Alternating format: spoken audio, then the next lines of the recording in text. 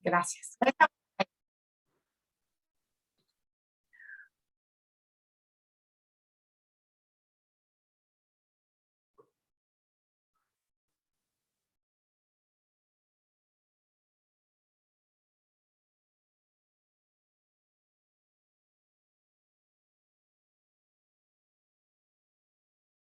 La cultura, el arte.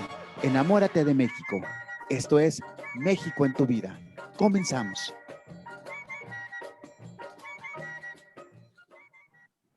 Hola, muy buenas tardes. Muchísimas gracias por estar aquí en México en tu vida. Y bueno, pues el día de hoy tenemos un súper programa y por supuesto que te invitamos a que te quedes. Vamos a conversar sobre un tema súper interesante y bueno, pues vamos a hablar de los dinosaurios y de toda esta parte de la paleontología, pero no sin antes me voy a permitir hacer un anuncio que me acaban de pedir que haga y se requiere sangre, una donación urgente para Vicente Murcia Valleros en el hospital de la zona 98 en Boulevard de Coacalco y está en la cama 213. Y para mayores informes, bueno, pues hay que estar en el banco de sangre del IMSS del Instituto, pues ahora sí que de la Secretaría de Gobernación, y la clave es bancodesangre.ims.gov.mx.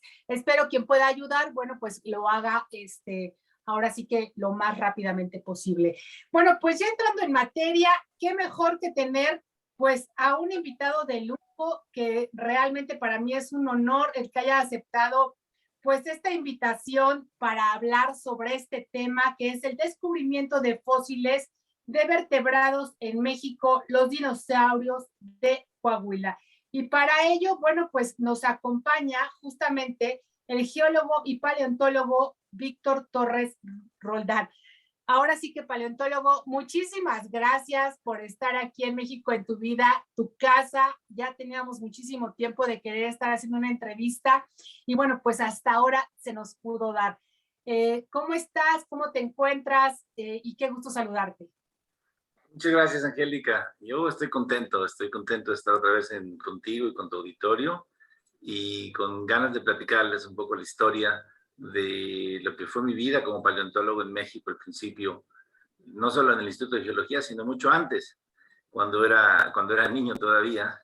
Y aprovecho para saludar a los niños que sé que están escuchando ahora, porque es un tema que esto de los dinosaurios nos apasiona a todos cuando niños, y quizá porque nos da un poco de poder sobre los adultos, el saber más que los adultos, el conocer más dinosaurios, el conocer más formas y todo. Y algunos tenemos la suerte de que esa pasión se continúe a través de la vida e inclusive poder vivir profesionalmente como paleontólogo, ¿no? Que esto para mí remonta... Adelante. Esto sí, para sí, mí no, remonta... dime. Te escucho. Ok, te voy a presentar antes de que entremos en materia y nos cuentes un poquito sobre tu historia, de cuál fue el origen, pues, de esta, pues, paleontología y de este intentar descubrir, ¿no? Toda esta parte. Y bueno, miren, les comento quién es ahora sí que el paleontólogo Vicente Torres Roldán. Él es biólogo por la Universidad Nacional Autónoma de México, con una maestría en Ciencias en Geología de la University of Michigan, donde también cursó estudios de doctorado en geofísica y por supuesto realizó los estudios para la ubicación del sitio del Gran Telescopio Milimétrico, un proyecto binacional de $100 millones construido por el Instituto Nacional de Astrofísica, Óptica y Electrónico y la Universidad de Massachusetts Amherst, y que fuera el más grande del mundo. Este proyecto consistió en la instalación y la operación de estaciones meteorológicas de 165 sitios de montaña y desierto en México, y además, bueno, pues recolectar datos de justamente, espérenme un segundito porque ya me subí demasiado. Y bueno, también fue prácticamente dentro de las excavaciones que realizó. Un momentito. Bueno, ya les decía yo, de las operaciones y estaciones meteorológicas de 165 sitios de montaña y desierto en México, además de la recolecta de datos termodinámicos de transparencia de la atmósfera, reduciendo a 10 años de datos de radiosondeo para 15 ubicaciones en México, y además estudió, ¿por qué no?, pues toda esta parte del descubrimiento de la paleontología en México, de los primeros dinosaurios que se encontraron aquí en México, y también es autor del libro El misterio del calendario maya, publicado en el 2012 por la revista Cuau y Grupo Expansión. Ha trabajado por más de 30 años y en diferentes países. Entre sus logros está el descubrimiento del dinosaurio mexicano, como se los decía yo, que se llamó Isaura de Coahuila, así como en Wyoming, en Cantut, Torresi, y un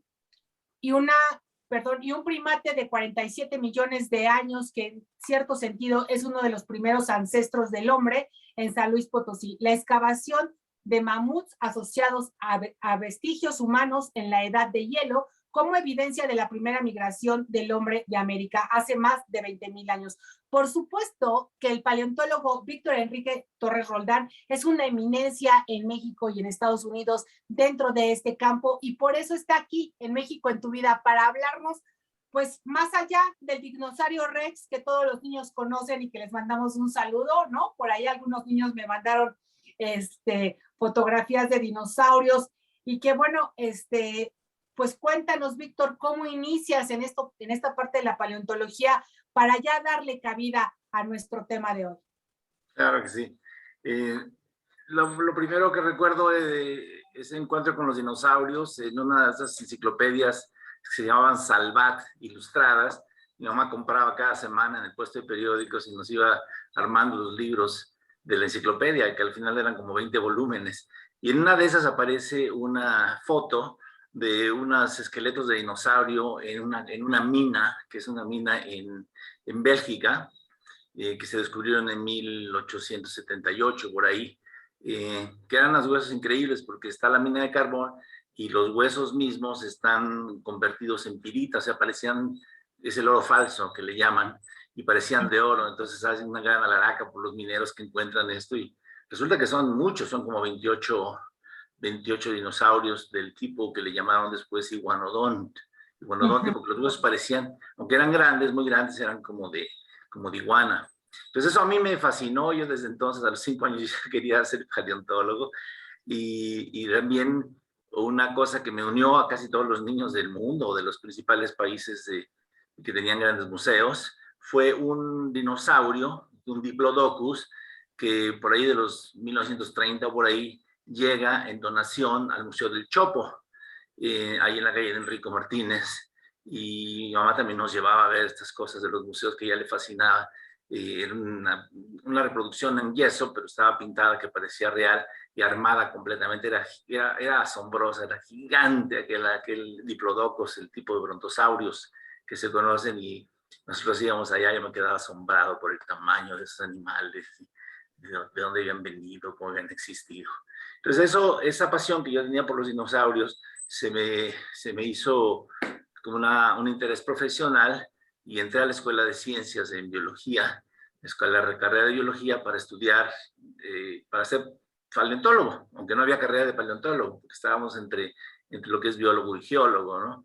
Y ahí el doctor Ferrusquía, que era el jefe del departamento de paleontología del Instituto de Geología del UNAM, yo le caí bien, me tomó bajo su tutela y protección, y me dio la oportunidad de participar en una vida profesional, ¿no? Y todavía recuerdo la primera vez, estaba en un edificio que ahora es el CELE, en la Universidad, el Centro de Lenguas, o que fue el CELE, y ahí abajo en el sótano había un bodegón, porque todavía no era museo, era un bodegón que tenía con fósiles de vertebrados. Y me acuerdo que fui con él, me lo enseñó, y había una garra gigante de uno de esos leones del Pleistoceno que se llaman Pantera atrox, un animal que era de 400 kilos o por ahí. La garra estaba del tamaño de mi pecho, y se veían las bases de las uñas y todo, y me impresionaba a mí el poder tener así en las manos, aunque fuera una copia, en resina de una bestia que era capaz de tirar a un bisonte de 2 toneladas, y el poder asombroso de estos animales y el tener el contacto con estos materiales a mí me llenaba de emoción y de asombro, era casi como en un templo, algo sagrado, ¿no? Ya ahí me invitó a trabajar y estuve trabajando en muchos proyectos, acompañando investigadores que venían de Estados Unidos principalmente al campo. Íbamos a buscar helechos fósiles del Jurásico a Oaxaca, y después ya se conocían los dinosaurios de Coahuila desde los 20, una descripción. Y el doctor Ferrusquía, que estudió en Austin, estaba como recién desempacado de su doctorado, y él quería encontrar mamíferos fósiles del Mesozoico, o sea, los más tempranos que había, o de los más tempranos que había. Entonces organizó una expedición al norte de México y fuimos allá buscando fósiles como los españoles buscaban minas. No iban allá a buscar en todas las rocas y a picar piedras, sino que iban preguntando a las personas del campo qué tenían, qué había que fuera extraño, ¿no? Y así encontraban los minerales, ¿no? Nosotros hicimos lo mismo. Fuimos a la zona que el doctor Ferrusquía ya suponía que había materiales de Sedad, y con otro doctor que se llama Shelton Appley, un tipo asombroso, además de pintoresco, realmente asombroso como hombre de campo, como paleontólogo, y Luis Espinosa, que fue el técnico académico del Museo de Geología, de la UNAM. Yo era becario. Entonces, en esas expediciones empezamos a preguntar en las escuelas rurales, en el campo allá por el área de Saltillo, por donde íbamos a explorar Saltillo y Durango, porque el modelo era de que las montañas, la Sierra Madre Oriental, se había levantado en ese tiempo más o menos, y al levantarse tira sedimentos, y los sedimentos son arrastrados por ríos y se hacen como ciénegas y se hacen como lagunas costeras, y ahí viven los animales y las plantas y se mueren y quedan atrapados en esas páginas del tiempo, ¿no? Luego viene más erosión y más animales. Es como un libro de rocas, pero los libros son gruesos, los libros son de varios kilómetros. Claro, claro. Y ahí preguntando encontramos a un señor Rojas que tenía algo que decía que eran rosarios de huesos y que tenía pezuñitas de caballo. Y el doctor Ferrusquía, con todo el conocimiento, identificó rápidamente que era un dinosaurio pico de pato. Ese fue la primera. No es que no se conocieran de ahí, sino que se conocían como rosarios de huesos, no como un dinosaurio y toda la importancia que tenía. Entonces convenció el doctor Ferrusquía a señor Rojas, que no fue el que lo colectó, a él también le llegó ese material de otros, de los chiveros y los campesinos que andan en el campo peinando la zona como hormigas, y llegaban los materiales, puntas de flecha y todo. Pero esto era realmente excepcional, porque era un dinosaurio bastante completo. Me acuerdo que vaciamos todo lo de la camioneta que llevábamos del Instituto de Geología y llenamos con las cajas, con los huesos envueltos, y ahí como que me di cuenta de la importancia que tiene para la gente, porque este señor era un coleccionista, era un señor mayor ya, y tenía estaba unido al dinosaurio, a los huesos, era parte de él, era parte de su historia, ¿no? Y ese sentimiento de pertenencia de la tierra y del pasado y de lo que existió ahí, tan vívido, me impresionó, ¿no? Y eso lo volví a ver muchas veces más, muchas veces más. Ahí atrás de ti tienes a la derecha arriba, tienes un mamut que estamos sacando de la zona de Cedral, ya platicaremos de ese después. Pero ese señor que está ahí a la izquierda, también sacamos una defensa de mamut como de 2,5 metros de largo, y que va empacada en esos atados que tienes ahí mostrados en la fotografía inferior de la derecha. Y él también, cuando salió, cuando lo sacamos, era como que perdía algo, como que lloraba algo. Y luego nos decía, ¿por qué se lo llevan? Esto es de aquí, ¿por qué se lo llevan? ¿No? Entonces esta es una cosa, ese es un sentimiento de pertenencia que a mí siempre me impresionó, y que tuvimos la suerte tuve la suerte de participar en las expediciones y de hacer algunos de los descubrimientos importantes en esa época. Claro. Oye, me preguntan por qué le pusieron Isaura, que a su alrededor hay muchas historietas del por qué el primer dinosaurio que además es encontrado en México y es encontrado por ti, le ponen Isaura a ese nombre de dinosaurio. Déjame hacer una precisión. Ese no fue el primer dinosaurio. No, Isaura no es el primer dinosaurio, pero es el primer dinosaurio completo o casi completo que se armó. Y ese dinosaurio fuimos nosotros después de estar con el señor Rojas, nos fuimos a la zona de Torreón con el doctor Maeda, que tenía un museo. Él sí tenía un museo. Y en el museo tenían un montón de especímenes de diferentes tipos, amonitas, fósiles de varios tipos. Y había un corralito que tenían así limitado como con tablones, en el que tenía las cosas que no sabía qué eran. Y yo había estado armando para el Instituto de Geología una colección de material de comparación de esqueletos recientes, de animales recientes, para comparar. Entonces llegué a familiarizarme bastante con los huesos y cuando estuve revisando me di cuenta de que eran huesos de ballena casi todos, eran huesos de aleta de ballena y todo. Y entonces revisando de repente me doy cuenta de otro hueso que era diferente, que era obviamente de dinosaurio, ¿no? Yo llamé a Shelley, ya a Shelton Appleby, porque el doctor Frusquilla se había regresado a sus labores administrativas, y Shelley inmediatamente confirmó que sí era un hueso de dinosaurio. Entonces ahí le preguntamos al doctor Maeda de dónde venían esos dinosaurios, ya nos explicó que venían del Tanque de San Antonio, que es una localidad que está entre Torreón y Saltillo. Y al otro día temprano nos fuimos para allá a buscarlos, ¿no? Entonces, en inglés se llama Dinosaur Hunt, que es el cazar dinosaurios. No, los dinosaurios no los buscas, los cazas, así se dice el término en inglés. Entonces fuimos a esa zona y Shelley, con su tremenda generosidad y con su increíble experiencia de hombre de campo, nos enseñaba. Íbamos en el campo, estaba el desierto, estaba caliente, había un montón de tierra y piedras y lechuguillas y todo. No era ni tan fácil ni tan cómodo caminar. Pero Shelley iba en otro mundo. Él iba viendo, él iba nadando por eso que era un mar o una costa antigua de 60 millones de años, 70 millones de años, y iba pisando las capas de ostras que eran parte de la laguna, y luego pasaba a unos sedimentos finos que eran la roca que resulta de los lodos de las costas, y luego había otra vez más hostias y así, una alternancia de hostias y lodos. Y entonces Shelley iba cazando los dinosaurios, porque íbamos en su mente. Es como un músico que ve la partitura y oye la música, ¿no? No la va leyendo poco a poco, la va oyendo. Y así eso nos enseñó cómo íbamos recreando los ambientes, como lo que esperábamos ahí, que esperábamos, claro, conchas como las hostias, como los ostiones, y también esperábamos cocodrilos o tortugas y todo, pero dinosaurios era lo que estábamos buscando. Y ese día encontramos un dinosaurio, encontramos los restos así del dinosaurio, inmediatamente se dio cuenta Shelley que era el dinosaurio, lo vimos y lo marcamos, y él dijo, no podemos sacarlos porque el dinosaurio lleva mucho tiempo de sacar, pues nos lleva unos 3 meses, algo así, y nosotros ahorita estamos prospectando, estamos viendo qué es lo que hay aquí. Entonces vamos a marcarlo en el mapa y lo documentamos y vamos al siguiente.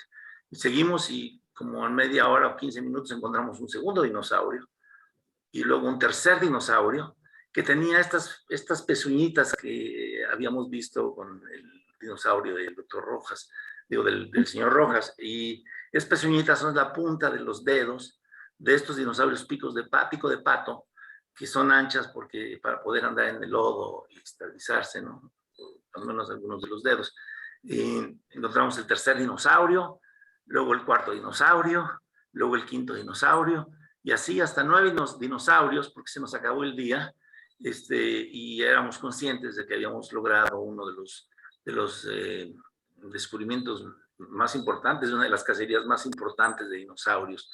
Habíamos encontrado una zona realmente prolija en fósiles del periodo Cretácico, unos 70 millones de años, y de ahí no sacamos ningún dinosaurio, no sacamos nada, solamente los marcamos y después se regresó al Instituto de Geología. Teníamos que sacar fondos, teníamos que prepararnos para una expedición más amplia, y eso sí, yo no participé en la extracción del dinosaurio porque me fui a estudiar a Estados Unidos mis posgrados, pero Appleby llevó la expedición y sacaron sacaban los dinosaurios. Y Isaura no tiene el cráneo, no se encontró el cráneo, pero Isaura se llamó así porque los niños, según la leyenda, dicen que los niños iban al museo y veían el esqueleto y ellos decían, ah, mira, se parece a Isaura, que era una amiga de ellos, como son los niños de tremendos, y por eso se le quedó el nombre, es lo que dicen, por eso se le quedó el nombre de Isaura, ese dinosaurio. Sí. Ya. Oye, ¿y cómo fue esta emoción de empezar o sea, tu emoción en cuanto, porque es lo que me preguntan, ¿qué se siente encontrar un dinosaurio, pues ahora sí que de una era que ya ni siquiera podríamos verlo más que en un esqueleto o nos imaginamos cómo podrían haber sido, encontrarte con este pasado?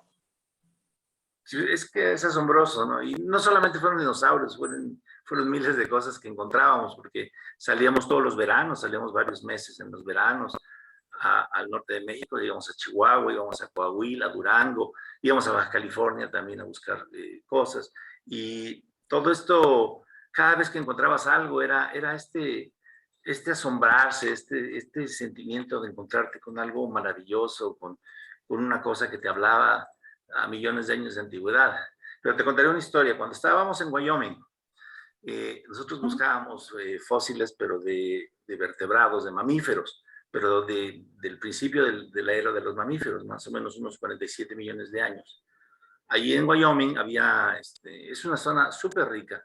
Los principales fósiles que dieron el nombre, no que dieron el nombre de dinosaurios, porque eso ocurrió en Inglaterra en 1841, pero más o menos para 1860, 68, cuando hay los conflictos entre Custer y los indios matan a Custer y todo, es porque hay un problema de que se quiere abrir la frontera, se quiere comunicar el oeste de Estados Unidos, el este de Estados Unidos con el oeste de Estados Unidos, y van a abrir un ferrocarril y van a meter vacas, van a meter ganado en los terrenos de los indios, de los indígenas americanos, donde había antes búfalos.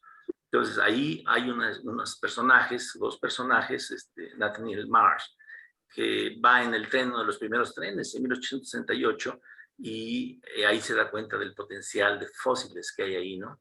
Luego hay otro personaje importante, Cobb, que él compite con Marsh, son muy competitivos, hay una guerra que se llama Guerra de Dinosaurios, a ver quién encuentra más fósiles, quién nombra más, porque está muy fresco todavía el libro del origen de las especies, es en 1859.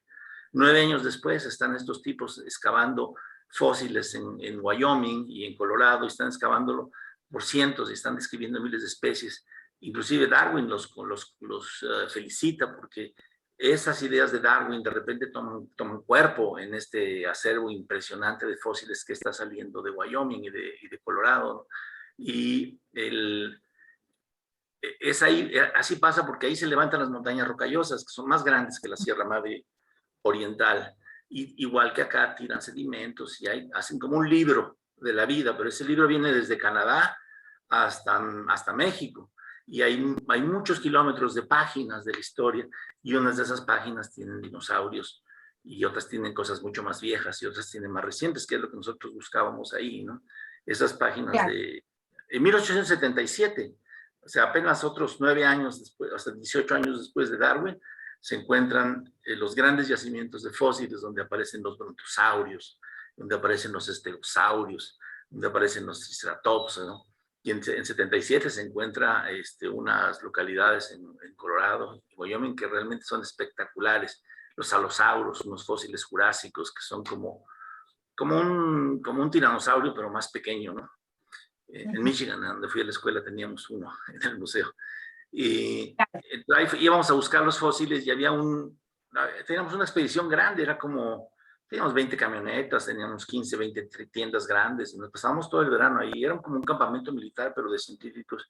Y mientras tú no estabas buscando fósiles o catalogando o haciendo mapas, tenías que cocinar o lavar platos o hacer cosas por así. Era un campamento militar realmente, ¿no? Y de repente teníamos visitantes, paleontólogos amigos que venían, y una vez vino un muchacho, un niño como de 9 años, ¿no? Y entonces trabajábamos nosotros de sol, trabajábamos 8 horas bajo el sol buscando fósiles.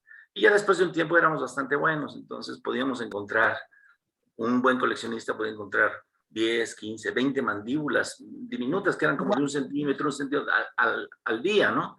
Y así se hizo una colección casi de 100,000 ejemplares. Pero el niño que estaba joven y que no veía, no alcanzaba a ver, no se acercaba tanto al piso, no tenía la paciencia ni la experiencia de discernir que un pedacito de roca que parecía un poco más oscuro no era una sombra, sino que era la punta de un dientecito y que si lo sacabas con cuidado era una mandíbula y todo.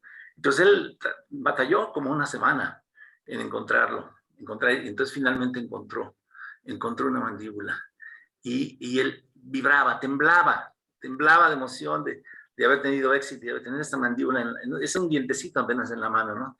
Y yo estaba catalogando con el profesor, con Phil Gingerich, que era el director del proyecto, el paleontólogo en jefe, y teníamos, en vez de mesa, teníamos los catres de campaña, esos que son como de tijera de madera. Y ahí nosotros catalogábamos, tomábamos cada fósil que se encontraba, lo envolvíamos en papel de baño, hacíamos como una pelotita, y le poníamos masking con los datos de la colecta, ¿no? Ahora se llaman metadatos, pero ¿de dónde venían esos fósiles?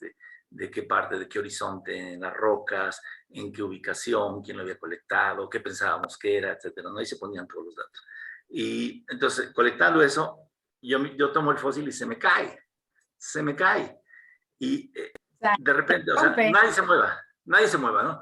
Y entonces comenzamos a ver el piso y no aparece el fósil. No aparece el fósil. Y yo como desesperado porque sentí el odio del niño, el odio penetrándome de golpe y Claro. no lo logramos encontrar, se desapareció, ¿no? Y ya después cuando terminamos de hacer el resto del catálogo, porque podrían haber sido 150 o 200 fósiles ese día, entonces cuando acabamos, yo desarmé el catre y ahí en el catre estaba alojado el dientecito que de alguna manera había pegado en la madera, de las maderas de encino fuerte de los catres, y había rebotado y se había metido entre los tejidos del catre. Y ya lo recuperé y se lo enseñamos y ya se contentó, pero yo creo que todavía me odia ese niño, porque su emoción era tan grande de haber encontrado algo, y una emoción que todos compartíamos, ¿no? Encontrábamos algo y gritabas, ya encontré tal, ya sabías tú un poco lo que era, ¿no? Así que ese es más o menos el sentimiento que se tiene cuando se encuentran uno de estos fósiles. Y un dinosaurio, pues un dinosaurio es algo especial, ¿no? Y además, pues ir descubriendo, ¿no? Ir descubriendo cada parte, a lo mejor no sé si los llegaron a encontrar completos o los encontraban por partes y entonces ya los iban armando ustedes, o si en estas excavaciones encontraban pues estos fósiles pues completos de alguna forma y ya iban buscando, porque además creo que tienen que tener cierto cuidado, ¿no? Para ir descubriendo, ir quitando las arenitas o irlo sacando a la superficie estos fósiles. Sí, casi nunca se encuentran completos. Es muy raro que se encuentren completos. Hay algunos, como ese Diplodocus que te decía, ese se encontró completo prácticamente y se duplicó y se mandó a muchos museos del mundo. Se mandó primero al Museo Británico, estaba en Pittsburgh, lo compró Carnegie, Andrew Carnegie, uno de los potentados del acero de Estados Unidos. Él financió la expedición y compró el dinosaurio y luego lo copiaron, se lo regalaron al rey de Inglaterra y después regalaron uno a Argentina, a Berlín, a París, a Madrid, y a nosotros nos llegó una copia en 1920. Pero esos son muy raros. O sea, lo que más encuentras son fragmentos de hueso, después encuentras tal vez dientes, después tal vez encuentras mandíbulas, después tal vez maxilas o maxilas y mandíbulas. Rara vez encuentras un cráneo y un ejemplar completo es realmente raro. Pues aquí en México el que más ha encontrado ha sido René Hernández, trabajando en esa misma cuenca de Coahuila. Ha encontrado varios ejemplares más completos, pero no se ha encontrado un ejemplar completo. El de Sauria es bastante completo. Sin cabeza se encontró, pero es de los más completos. Entonces, es como hay como un enfoque de tienes que saber qué es lo que estás buscando y dónde debes buscarlo, ¿no? Yo en ese hace muchos años, pero estaba estudiando el verdadero Parque Jurásico de México, porque aquí hay dinosaurios del Jurásico. La mayor parte de los dinosaurios son del Cretácico, son más recientes. Ok.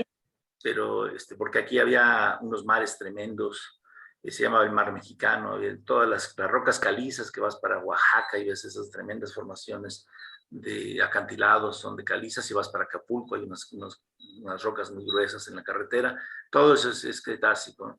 Y es lo que más hay en las costas, en las orillas de esos mares había dinosaurios del Cretácico, es lo que más tenemos, ¿no?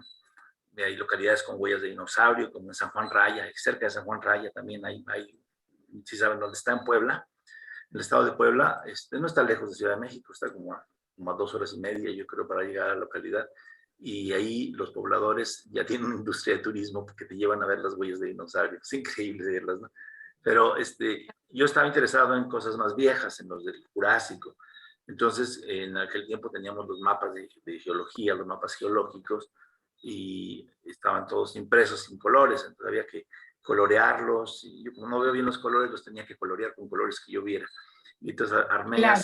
armé toda una serie de mapas, y ahí me di cuenta de que había como pliegues, es como si tuvieras un mantel y lo hubieras plegado así, ¿no? Comprimido, y entonces se pliega. Y en las partes de adentro de los pliegues se veían las rocas jurásicos en el mapa geológico. Entonces armé mi parque jurásico en la mente y en los mapas, y viendo las imágenes de satélite. Yo trabajaba en ese tiempo con imágenes de satélite, como es Google Earth ahora, pero en ese tiempo no había Google Earth, eran unas tremendas computadoras que usábamos y todo. Y entonces yo encontré una zona en Michoacán, y me acuerdo que le dije a René Hernández, le dije, oye, mira, aquí están estos pliegues, aquí en esta zona de Michoacán debe haber dinosaurios. Y eso pasó, y después, como 15 años después, me llamó René.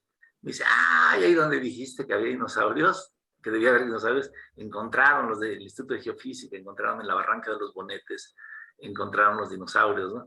Entonces hay veces que los encuentras porque sabes de geología, como hacía el doctor Frusquía, y hay veces que los encuentras porque sabes un poco de mapas y de interpretación de imágenes, como me tocó a mí, y hay veces también que son de suerte, ¿no? Pero la emoción es siempre la misma, la emoción, la búsqueda, la cacería, es siempre esa misma emoción del descubrimiento, de encontrarte con lo sobrenatural, con lo maravilloso.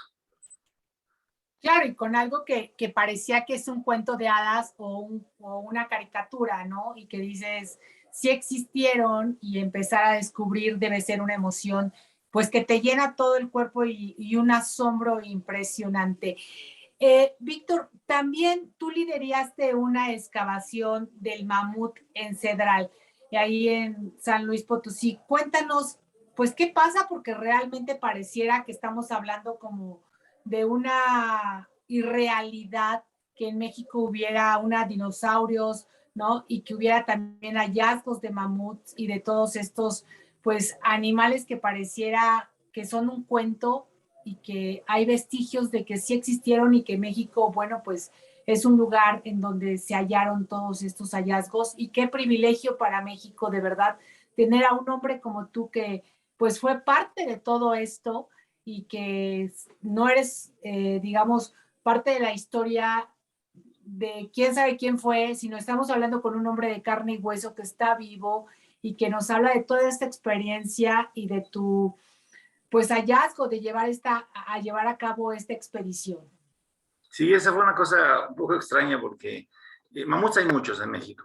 Hay muchos, uno de mis amigos, el doctor Joaquín Arroyo, es experto en mamuts y fue el que lideró el equipo de rescate para los mamuts del AIFA y del Museo del Mamut, ¿no? Es un verdadero experto en esos temas, ¿no?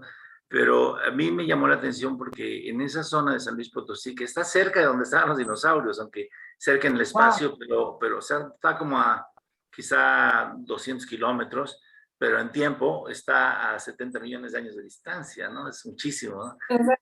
Claro, claro, claro. Y entonces hay una discusión muy interesante en los ámbitos científicos de cuándo llegó el hombre a América por primera vez. Entonces hay un consenso, o había un consenso, hay un consenso de que llegaron por el puente helado de Bering, cuando el máximo glaciar, y que entonces de ahí más o menos hace 12.000 años pasaron y se establecieron y fueron poblando América, ¿no? Pero una investigadora de el INAH, la investigadora que se llama Mirambel, estudió una localidad ahí en Cedral, también en el pueblo de Cedral, cerca de el norte de San Luis Potosí, uno de los últimos municipios de San Luis Potosí hacia el norte, en el que encontró, además de toda esta fauna de la edad de hielo, mamuts y leones gigantes y camellos y caballos, de todo tipo de cosas, encontró evidencia de que el hombre había estado ahí. Lo que allí encuentra son hogares, son fogatas antiguas, y entonces ellas, como son fogatas, tienen carbón y se pueden hacer estudios de radiocarbono. Y ahí ella hizo los estudios y resultó, bueno, estudió geofísica, y resultó que las edades de las fogatas eran mucho más antiguas que las fogatas, que las fecha aceptada para la llegada del hombre a América, más del doble de antigüedad.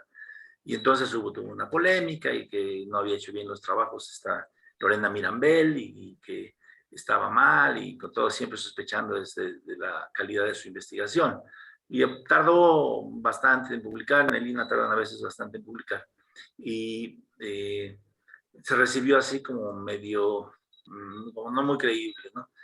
Y ahí junto aparece otro señor también, también Rojas, que llega a la mina de Nemisa, una mina de oro, plata y plomo ahí en San Luis Potosí, en el que dice que, bueno, entrega unos huesos de mamut. Y ahí me busca a mí, que tiene asociación con ella, una senadora que era esta, ¿cómo se llama? Jesús Rodríguez. Y Jesús Rodríguez, porque había leído mi libro de Teotihuacán y eso. Piensa que yo soy la persona que debe hacer eso, porque yo creo que me conocía. Y me buscó y me convenció de que fuera allá a ver el lugar, y entonces yo fui allá y a verlo, ¿no? Me llamó la atención porque, como digo, hay muchos mamuts en México. Los mamuts son como elefantes, y más los de aquí eran como elefantes muy grandes, pero son como, yo creo que son mexicanos porque siempre andan buscando un drink, ¿no? Los mamuts no se pueden alejar mucho de los ríos, no se pueden alejar mucho de las lagunas, porque toman mucha agua. Entonces, en el Valle de México, en el Valle de en Valsequillo, en Puebla, en Toluca, en todas las zonas de San Luis Potosí, donde hay cuerpos de agua permanentes, siempre ahí quedaban las últimas poblaciones de mamuts porque necesitaban tomar agua, ¿no? Y en esta parte de Cedral había unas lagunas grandes. Si algunas veces has ido a la laguna de la Media Luna, que tiene así el agua que está saliendo y tiene los ahuehuetes alrededor. Hay otro lugar que se llama Los Pocitos en San Luis Potosí, que son lugares de recreo pintorescos, súper bonitos para estar ahí. Eso les gustaba a los mamuts. Pero cuando llegan los mamuts a la orilla se resbalan y se caen al agua y se atoran, se atascan en el lodo. Y si hay un animal que ya está atascado, entran y lo aplastan y lo hacen pedazos y todo. Y eso es lo que pasó aquí en Cedral, se llama el Rancho Carabanchel. Y al estar buscando yo ahí las cosas, conseguí un equipo de arqueólogos, de antropólogos, y con apoyo de la Universidad de San Luis Potosí, hicimos la prospección, hicimos ahí se ve a la derecha arriba el tamaño de la excavación, que fueron casi 8 metros, y íbamos documentando con mucho cuidado, digamos, los niveles en cada capa que había y qué tipo de fósiles y que si había carbón lo medíamos y toda la reconstrucción científica de cuál fue el ambiente y de cómo ocurrió el depósito de esos fósiles. Y al final el paleontólogo de la Universidad de San Luis, especialista en herramientas trabajadas por el hombre, descubrió que había evidencia de varios huesos que habían sido trabajados por el hombre, ¿no? Entonces se vuelve un sitio ya diferente porque es un sitio de prehistórico con actividad humana, o sea, tiene mamuts y tiene actividad humana. Entonces nos permite decir, a ver, ¿cuándo se acabaron los mamuts? ¿Cuándo llegó el hombre a América? ¿Qué fauna sabía? Y este fue un proyecto que tenía bastantes, estaban todos rotos los fósiles, pero había muchos, había varios mamuts, había mastodontes, había camellos, había los lobos, había unos lobos gigantes, los lobos dirus, que son los lobos gigantes, y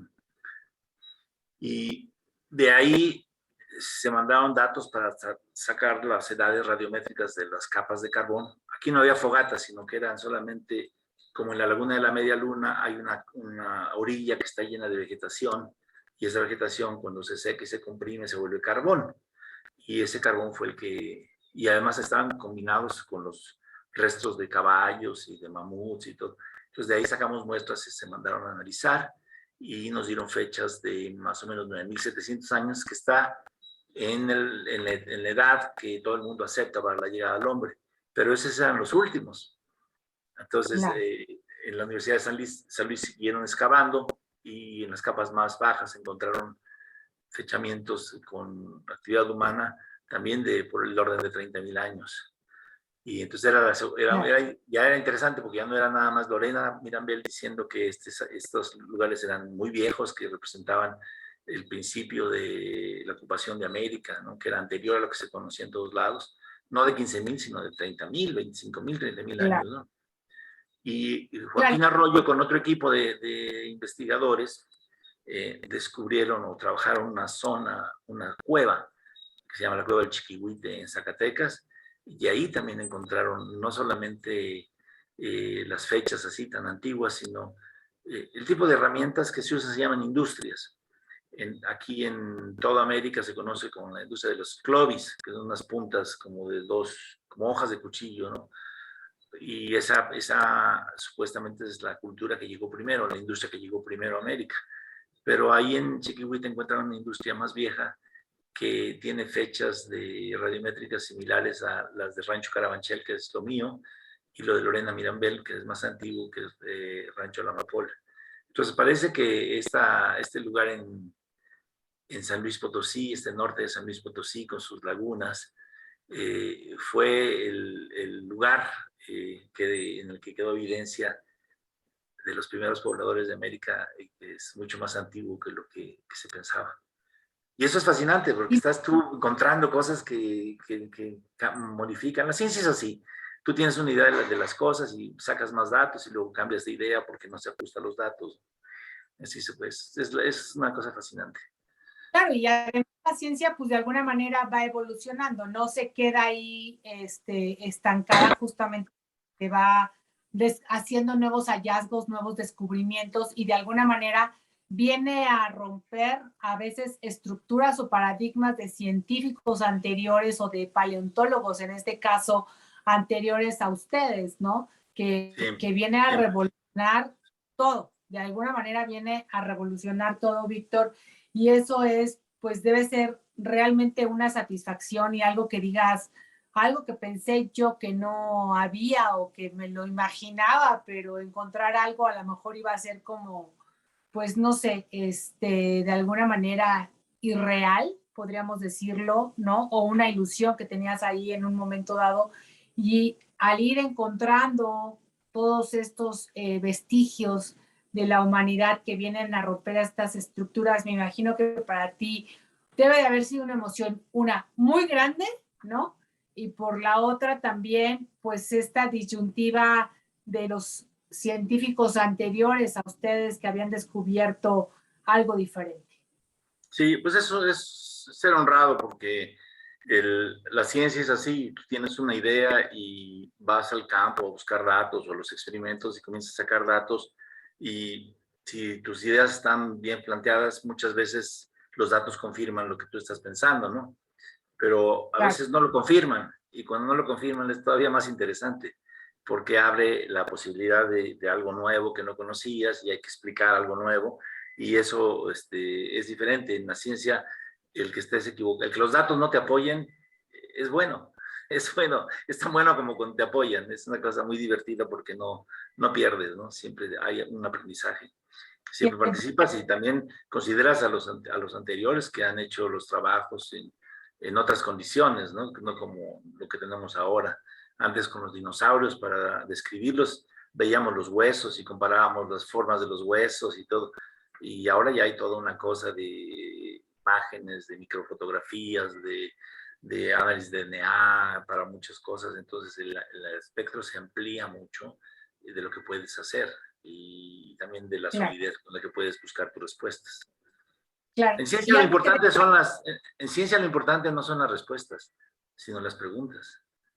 Claro. Las preguntas son Y las que algo son también importantes. ser muy, muy interesante es cómo empezaste en esta parte de la paleontología y hoy con todas estas herramientas de internet, o ya que te puedes comunicar quizá con otros paleontólogos en cuestión de segundos, en cuestión de minutos sobre los hallazgos y ponerlo pues en la mesa del mundo de la paleontología, todo lo que se va teniendo, debe de ser también algo maravilloso e impresionante ver cómo ha ido evolucionando y las herramientas tecnológicas que hoy tienen para todos estos hallazgos, aunque pues hay cosas que se tienen que hacer a mano, ¿no? O sea, no se puede meter una excavadora nada más porque sí y romper lo que pudiera haber ahí. Sí, en cuanto a la herramienta, sí. Y también en cuanto a la comunicación y el intercambio de información con otros científicos. Pero el proceso real de investigación, el proceso profundo de reflexión es un camino solitario. El momento del descubrimiento, quizá el momento de dar cuenta de lo que es importante, ese es un camino muy solitario, que estás tú en la reflexión, en el cálculo, en la consideración de las diferentes opciones, en tratar de encajar los datos. Y después, claro, puedes comunicarte y puedes tener acceso a la opinión de otros científicos o a los acervos de información de los artículos, de los papers que existen para que puedas leer y comparar, pero el momento real creativo en ciencia es un momento solitario. Tiene las dos partes, ¿no? La parte social y la parte reflexiva. Claro, por supuesto. Bueno, déjame mandar algunos saludos de la gente que te está escuchando. Lucía Aguilar, a Seret Patín Martínez, Rubén Sánchez, el Bioloco, Hablemos Bien de México, también te está escuchando. Así dice el Bioloco.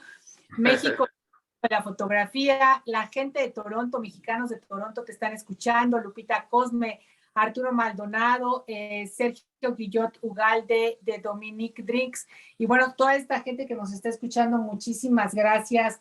Y lo que me preguntan es, ¿en dónde podemos ver todos estos hallazgos? ¿Hicieron algún museo? ¿Hicieron, pues no sé, en dónde están expuestas estas cosas, estos descubrimientos, estos hallazgos, o pertenecen a colecciones privadas? En México no está fácil tener colecciones privadas. Sí puedes tenerlas, pero no está fácil. Nosotros siempre te entregábamos todo lo que encontrábamos a los museos. Y yo pertenecía al Museo de Geología, que era el museo, es el museo más importante. Ahora lleva el nombre de la doctora Perrillat. Cuando yo era becario todavía estaba activa ahí ella. Y es una colección, no me acuerdo de cuántos, creo que de 10,000 fósiles, una cosa así que tenemos ahí. Es grande. Y está todo ordenado, todo sistematizado. Y esas son colecciones de investigación. Entonces, si tú tienes un proyecto de investigación que necesites comparar los materiales o inclusive cuando tú sacas un material importante y es publicado, esos materiales tienen que ir a los museos. Hay museos de exhibición también, o de exhibición y de o difusión, que también se hace investigación. El Museo de Geología de la Universidad Nacional Autónoma de México tiene un museo de investigación y tiene un museo de difusión que está en Santa María la Ribera. Ese museo se puede visitar y ahí hay muchas cosas, no solo de México. Es un museo tipo victoriano que tiene así toda la diversidad del mundo en minerales y rocas y fósiles. Hay un museo de estos temas en Coahuila. Se hizo un museo del desierto. Hay varios museos del desierto, pero el más importante es el de Saltillo. Y en el Saltillo están reconstrucciones de Isaura, como también está en el Museo de Geología de Santa María de la Ribera. Pero en Saltillo también hay un tiranosaurio, me parece, y unos hadrosaurios. Es un museo bonito, muy bien armado. Es uno de los mayores atractivos de Saltillo. Hay otros museos del desierto, pero creo que es el más importante. Y hay museos, por ejemplo, en Puebla hay un museo en el que tiene faunas de la edad de hielo del Pleistoceno y tiene con modelos, ¿no? Aquí en México también tenemos paleoartistas que son maravillosos, que recrean estas cosas, estas bestias fabulosas, ¿no? Y es emocionante, o sea, de repente tú, o sea, cuando como que los esqueletos son chiquitos comparado con los animales, ¿no? Si tú ves el cráneo de un perro, es un cráneo pequeño, y luego ves al perro y es un perro grande, ¿no? Y yo tuve suerte de estar en el Rancho La Brea, ahí en Los Ángeles, y ahí tenía creo que te mandé una foto, ahí hay un cráneo de un león pleistoceno, este es del tamaño de un toro, ¿no? Y luego junto está el cráneo de un león, y un león es un animal enorme, pesa más de 200 kilos el animal, ¿no? Y se ve mínimo comparado con el león pleistoceno, y luego un tigre de dientes de sable. Y los dientes del tigre de dientes de sable son del tamaño de la cabeza del león. Es una maravilla verlos así, sentirlos y sentir su potencia, sentir sentir cómo pertenece a este universo maravilloso, ¿no?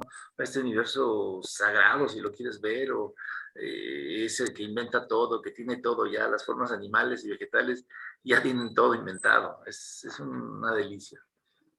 Perdón, te interrumpí. Claro. Pues está, les comento, también está el Museo de Historia Natural, en donde ahí me comentan que tiene un dinosaurio, o una réplica, no sé si sea original o no, de un dinosaurio en el Museo de Historia Natural aquí en la Ciudad de México. Ahora sí que tú nos podrás comentar un poquito más. Y también me comentan que está el Museo de Geología y Paleontología en la unidad de Ticomán, en el Instituto Politécnico Nacional. Claro, sí. Y está también el Museo de la Prehistoria, ahí que es el Laboratorio de Arqueozoología, en la calle de Moneda del Instituto Nacional de Antropología e Historia. El Museo de Historia Natural de la Ciudad de México es la transformación, la evolución del Museo del Chopo. El dinosaurio que está ahí es el Diplodocus que mandó Andrew Carnegie como regalo a Porfirio Díaz. Y llega ahí y lo ponen más o menos en 1920, me parece, 20 o 30. Déjame checar. Ok. 30, en 1930 llega el Diplodocus. Pero ese Diplodocus estuvo en el Museo del Chopo hasta 1964. Ayer era donde me llevaba mi mamá cuando teníamos 8 años, allá antes de que lo cambiaran. Pasan todas las colecciones al museo, que eran como las naranjas ahí en el Museo de Historia Natural, y el ambiente se llama ahora, y cierran el Museo del Chopo. Y ese museo se transformó, pero originalmente el concepto era distinto. Originalmente tenía como, entrabas tú y había el universo, era una sala del universo, y veías los planetas y las galaxias y todo.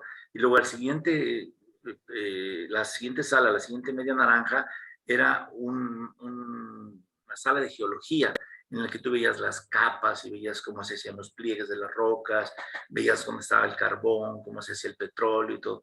Y después entrabas a las salas de la diversidad biológica, pero ya bajo un concepto evolutivo. Entonces tenían las salas de vegetales, de plantas, y una cosa súper artística y educativa que eran los dioramas. Tenían ahí reconstrucciones, una cosa bellísima de arte con animales en taxidermia, pero además todos ambientados. Tú veías los lagos y veías los ríos, las resinas que usaban y todo, parecían vivos, ¿no? Entonces, es una herencia. Claro. Después lo transformaron porque ha habido varios directores. Yo en particular no estoy tan de acuerdo en que se hagan en algunas cosas que han hecho, ¿no? Como banalizarlo. Claro. Lo hacen como para niños, pero como si los niños no pudieran entender la diversidad, que no pudieran maravillarse con la naturaleza, ¿no? Y tienen que como digerírselos. Y yo creo que los niños son realmente inteligentes y entienden todo, y hay que darles las cosas para que las experimenten tal cual son, no digeridas. Claro, ya. Víctor, pues el tiempo nos ha consumido con este súper tema. De verdad te lo agradezco. Muchísimas gracias por este tema, pues sumamente interesante. No sé si tengas algún comentario final, dónde te podemos encontrar, la gente que quisiera tener mayor información. Nos dicen, estaba tan interesante el tema que no puede ser que ya llevemos 1 hora. Yo, pues sí, ya. Pues mira, hay que... Si los niños que están interesados, lo que quisiera decir es que si están interesados, tienen que agarrarse de esa pasión por los dinosaurios y seguirla. Si son buenos, podrán hacerlo. Había un paleontólogo, no de los primeros, sino de casi la segunda generación, que se llamaba Andrew Chapman, y él hizo las expediciones originarias en el desierto del Gobi, en China. Allí encontró los primeros nidos de dinosaurio, un montón de huevos así en un nido, y encontró un montón de fósiles así, y era una expedición, era un tipo fascinante, y es el modelo del cual sale Indiana Jones después, pero él era el Indiana Jones de verdad, ¿no? Que andaba en unos vehículos viejos ahí por el campo. Y él decía, no es bueno nada más ser buen cazador y bueno acampando y todo, sino que tienes que tener algún talento especial, y con ese talento especial, si es para los fósiles, algo así, ya como más serio, y si tienes ese interés, encontrarás trabajo y manera de vivir de eso. Entonces, si hay ese Claro, interés, cultívenlo, no lo dejen ir. claro, por supuesto. Pues muchísimas gracias al geólogo y paleontólogo Víctor Torres Roldán por este tema tan interesante, descubrimiento de fósiles de vertebrados en México, los dinosaurios en Coahuila. Y bueno, pues también muchísimas gracias a Antonio Valdar, nuestro director general de Escucha Radio, a todo el equipo que hace posible esta transmisión, a Janitzin López, pues por el manejo de las redes sociales y los flyers y la difusión. Muchísimas gracias. Y a ti también, que nos escuchas todos los martes en punto de las 5 de la tarde aquí en México en tu vida. Esta semana haz algo diferente, adéntrate a la paleontología, qué fue lo que pasó en México, qué hubo antes y por supuesto también en el mundo antes de que nosotros como seres humanos existiéramos. Debe ser sumamente interesante y apasionante. Te dejo un abrazo de corazón a corazón lleno de luz. Soy Angélica Mayel y nos vemos la próxima semana con un tema igual de interesante. Hasta pronto.